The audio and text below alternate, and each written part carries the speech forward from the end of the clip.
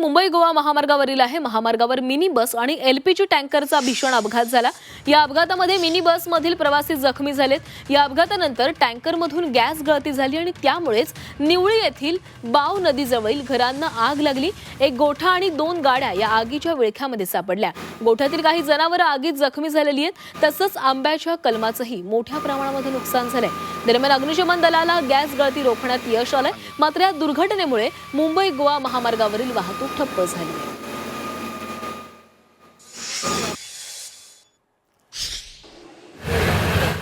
तर मुंबई गोवा महामार्गावर gas tanker आणि मिनी बसची धडक झाली आणि अपघातानंतर त्या परिसरातील काही घरांना आग लागलेली आहे। निवळीतील या घरांना आग लागलेली होती आणि अपघातानंतर आता मुंबई गोवा महामार्गावरील वाहतूक ठप्प झालेली आहे।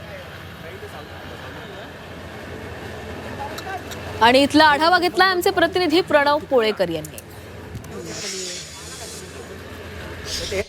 गोवा महामार्गावर एक भीषण अपघात झालाय। एलपीजी टँकर आणि मिनी बस याच्यामध्ये झालेल्या अपघातामध्ये हा टँकर जो आहे तो या ठिकाणी कोसळला आणि त्यानंतर या ठिकाणी काही घरांना आणि एका गोठ्याला देखील आग लागलेली पाहायला मिळाली।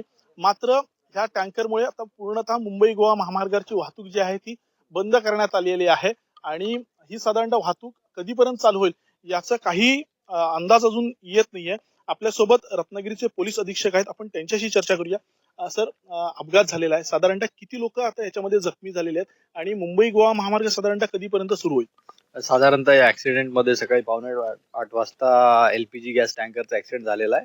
त्यामध्ये बस मध्ये एकूण 30 लोक होते। ते सिव्हिल हॉस्पिटल आहेत, त्यात किरकोळ जखमी आहेत, गंभीररित्या कोणी नाहीये सध्याच्या माहितीपर्यंत।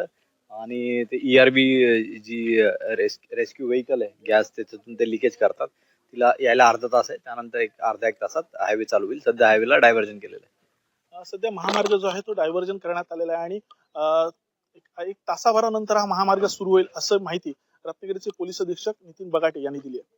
व्हिडिओ जर्नलिस्ट तन्मय दातेसह प्रणव पोळेकर, झी मीडिया, रत्नागिरी।